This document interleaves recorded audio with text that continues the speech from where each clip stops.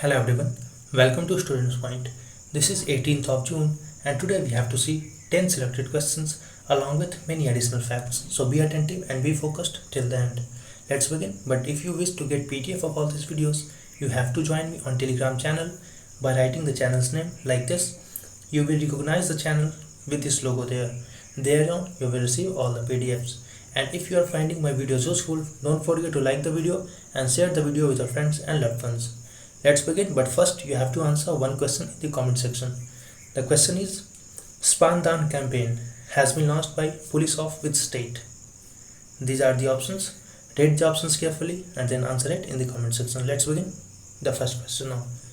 The first assessment of climate change over Indian region has been published by, so it has been published by Ministry of Earth Sciences. So here C is the right answer for this question. And this is India's first ever national forecast on impact of global warming on the subcontinent in the coming century. Let's have a look on some of the key findings of this report. It said that in a worst case scenario, the average surface air temperature over India could rise by up to 4.4 degrees Celsius by end of this century as compared to the period between 1976 to 2005. It also said that by end of this century, the frequency of warm days and warm night might also increase by 55% and 70% respectively. Even if nationally determined contributions are met, which were declared under Paris Agreement 2015, the global average temperature is most likely to increase by around 3 degrees Celsius. See, when Paris Agreement was signed in the year of 2015, many countries announced their nationally determined contributions, that how much they will contribute to reduce global warming by reducing their global carbon emissions. So as such, even if the countries which have announced their contributions, even if that contribution is met, still the temperature is going to rise by around 3 degrees Celsius as per this report. It also said that monsoon rainfall could change by an average of 14% by end of the century, and that could go as high as 22.5%. And it is to be noted that this report has not mentioned that this change will either be in increase or decrease. It only said that there will be variability of either 14% and it could go as high as 22.5%. See, the topics of current affairs remain the same for every examinations. However, the pattern of questions and the nature of questions changes with different examinations. So in UPSC prelims examinations, they primarily ask such kind of statements which will confuse you. So sometimes you have to go in depth about any report and published which are released for the first time or any significance for that year. So this statement has relevance, so you have to keep this statement in mind. However, for other examinations, only this data is of use. For instance, for those aspirants who are appearing in, let's say, PCS prelims examinations or other examinations, CDS or EPFO, they have to just remember that this report was released by Ministry of Earth Sciences. But for UPSC aspirants, they have to go in depth. Let's see the next question now. Schizothorax sicusirumensis, a new species of fish, has been discovered in. So this Schizothorax sicusirumensis has been discovered in Arunachal Pradesh. So here D is the right answer for this question. And this is how this fish looks like.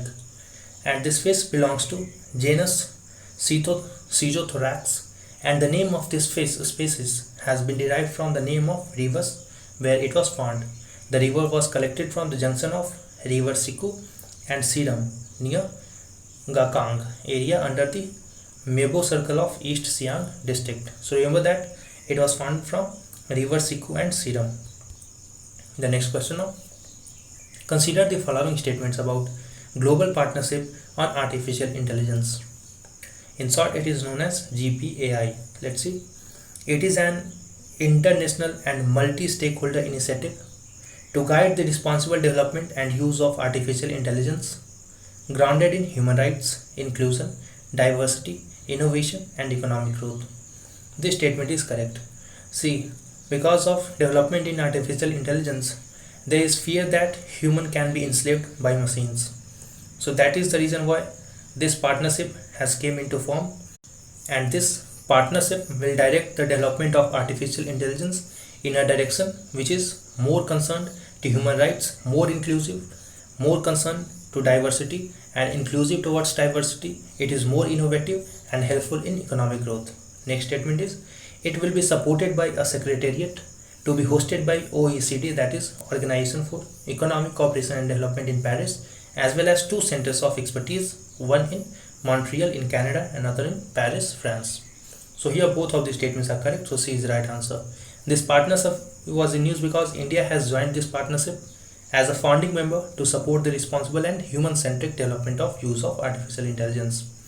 And India joined the League of Leading Economies, which included US, UK, European Union, Australia, Canada, France, Germany, Italy, Japan, Mexico, New Zealand, Republic of Korea, that is South Korea, Singapore. Next question now. Consider the following statements about Tala Madale. If I pronounce it correctly, it is Tala Madale. So it is an ancient form of performance dialogue or debate performance popular in Karavali and Malnad region of Karnataka and Kerala. This statement is correct. This Tala Madale is an ancient form of performance dialogue. In this, the basic thing is dialogue, and it is popular in Karavali and Malnad region of Karnataka and Kerala, and it is derived from Yakshagana, which is a classical dance or musical form of art from the same region. So here both of the statements are correct again, so C is the right answer. And unlike Yakshagana performance, in Tala Madale, the artists sit across in a place without any costumes and engage in testing their oratory skills based on episode chosen.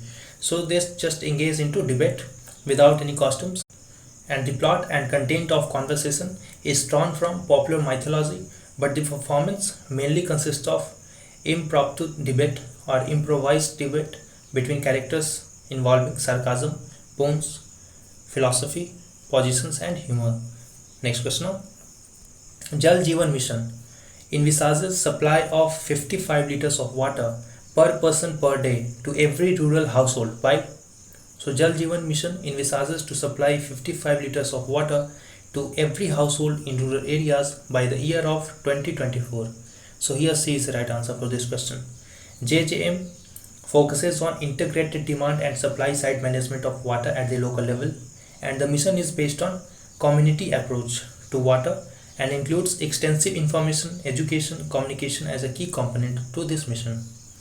And the fund sharing of this mission is 90:10% for Himalayan states, 50:50% for other general states, while 100% for union territories.